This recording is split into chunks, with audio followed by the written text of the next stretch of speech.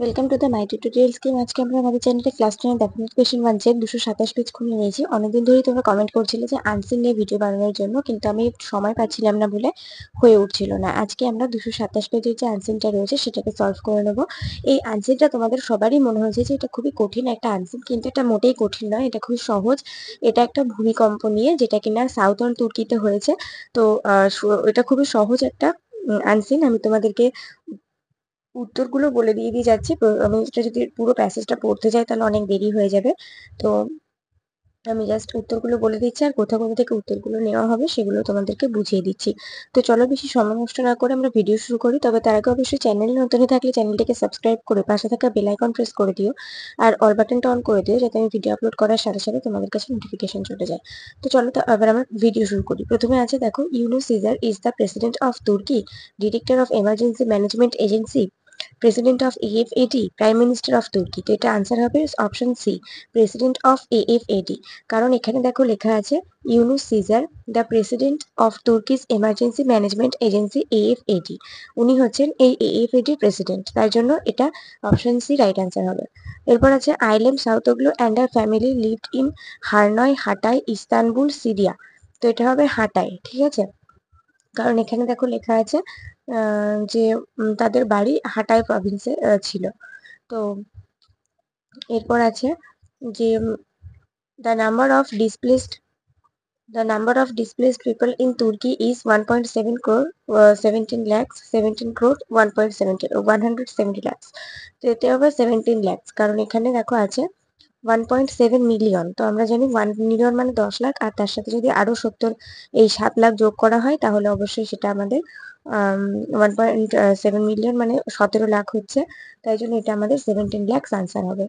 এরপরে the part of Turkey struck by the earthquake is northern, southern, eastern, western.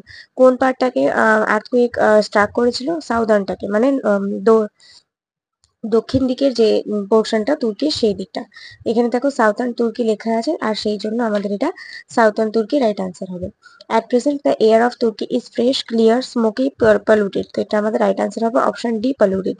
কারণ এখানে আমাদের লেখা আছে পলিউটেন্টস আনলিশড ফ্রম টমস, মানে এখন হচ্ছে তুর্কির আবহাওয়াটা খুবই দূষকের দ্বারা দূষিত হয়ে গেছে। ওখানকার হাওয়াটাও দূষকের দ্বারা দূষিত হয়ে গেছে, তাই জন্য এখানে পলিউটেড হচ্ছে রাইট আনসার হবে।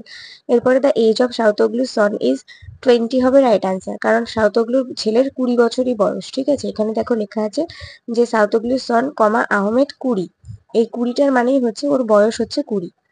এরপরে আমরা ট্রু ফলসে চলে যাব। ফার্স্ট আছে about 7 lakhs people have been evacuated, এটা ফলস হবে, কারণ এখানে দেখো লেখা আছে about 3,50,000 others have been evacuated. তো এখান থেকে এতটুকুই হচ্ছে আমাদের সাপোর্টিং স্টেটমেন্ট।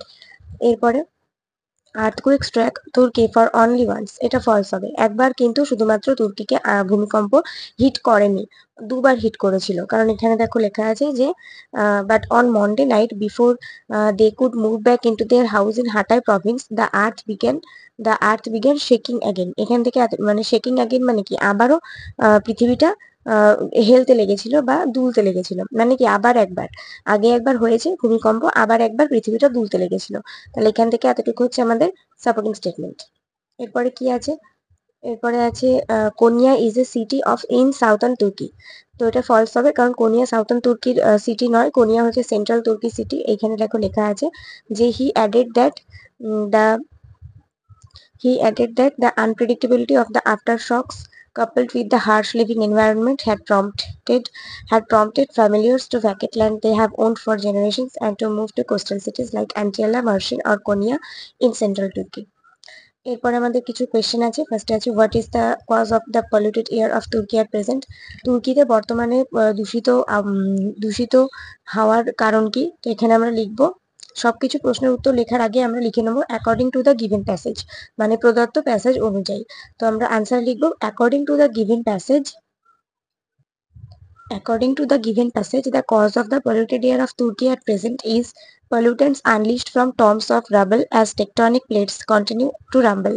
এখানে বলা আছে যে প্রদত্ত প্যাসেজ অনুযায়ী বর্তমানে তুর্কির দূষিত হওয়ার কারণ হচ্ছে যে সমস্ত পাথরের যে একটা মানে একটা যে স্তূপ তৈরি হয়েছে সেখানে মানে আমাদের যে পাত সংস্থান তত্ত্ব আছে, আমাদের সেই গঠনাত্মক পাতের যে একটা চলনের ফলে আর তার যে একটা ঘর্ষণ হওয়ার ফলে যে পাথরের একটা স্তূপ তৈরি হয়েছে, সেইখান থেকে যে সমস্ত দূষক নির্গত হচ্ছে তাদের জন্য এয়ারটা পলিউটেড হচ্ছে তুর্কির। ঠিক আছে, এই কথাটা এইখানেও লেখা আছে। এই যে breathing air thick with pollutant unleashed from tombs of rubble as tectonic plates continue to rumble, এইটুকু লিখলেই হবে। এরপরে আছে why the Sautoglu family could not move to their house even after 15 days, কেন 15 দিন পরেও শাহতগলু ফ্যামিলি নিজেদের বাড়িতে ফিরে যেতে পারেনি। তো এখানে আমরা লিখে নেব যে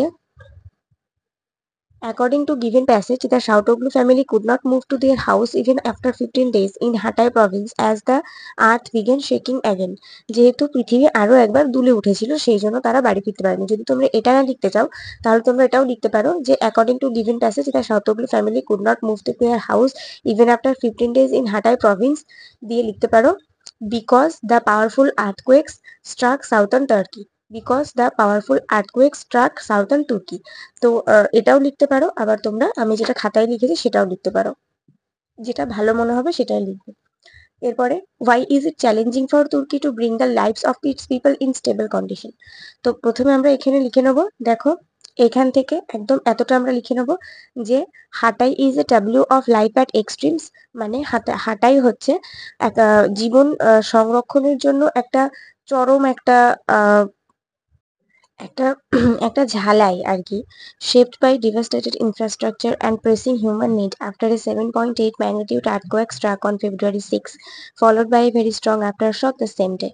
The quakes killed more than 43,000 in Turkey and over 5,500 in Syria. Then Monday's 6.3 magnitude earthquake struck. Despite the flow of international aid into Turkey, the nearly 1.7 million displaced people in the quake zone face the almost impossible challenge of rebuilding their lives in squalid condition. তো এখান থেকে এতটা তোমরা পুরোটাই লিখে দিতে পারো, এই পুরোটাই হচ্ছে এই কোয়েশ্চেনটার আনসার। তো লাস্টে তোমাদের আর একটা লাইন জাস্ট যোগ করতে হবে, সেটা হচ্ছে so it is challenging for Turkey to bring the lives of its people in stable condition. So it is challenging for Turkey to bring the lives of its people in stable condition. এরপর কি আছে, why are a number of families moving from their own land, কেন একটা নিজেদের জন্মভূমি ছেড়ে মানুষেরা কেন মুভ করে যাচ্ছিল। তো তোমরা এখান থেকে লিখতে পারো এই যে এইখান থেকে এতটা, the unpredictability of the aftershocks, coupled with the harsh living environment, had prompted families to vacate land they have owned for generations and to move to coastal cities like Antalya, Mersin or Konya in central Turkey. এখান থেকে এতটা লিখে তারপর তোমরা লাস্টে আরেকটা line যোগ করবে যে so a number of families are moving from their own land. So a number of families are moving from their own land. তো এরপর আমরা পরের পেজে ভোকাবুলারিতে চলে যাব। ভোকাবুলারিতে কি আছে, ফার্স্টে আছে যে removed from a place of danger to a safer place, একটা বিপজ্জনক জায়গা থেকে তাকে নিরাপদ জায়গাতে নিয়ে যাওয়া, সেটাকে এভাকুয়েটেড বলে। তারপরে অ্যান আনফরচুনেট সিচুয়েশন, একটা অভাগ্যজনিত দশা, মানে স্কোয়ালিড, দারিদ্র্যপীড়িত দশা। ঠিক আছে, ডিসলোকেটেড মানে হচ্ছে বিচ্ছিন্ন হওয়া, ডিসপ্লেসড মানেও বিচ্ছিন্ন হওয়া, sudden and violent shaking of ground, হঠাৎ করে মানে মাটির ঝাঁকিয়ে ওঠা আর কি, সেটা হচ্ছে আর্থকুয়েক বা ভূমিকম্প। তো এই ওয়ার্ডগুলো কোথায় আছে দেখে নাও, এখানে আছে এভাকুয়েটেড, আর প্রথমেই আছে আর্থকুয়েক,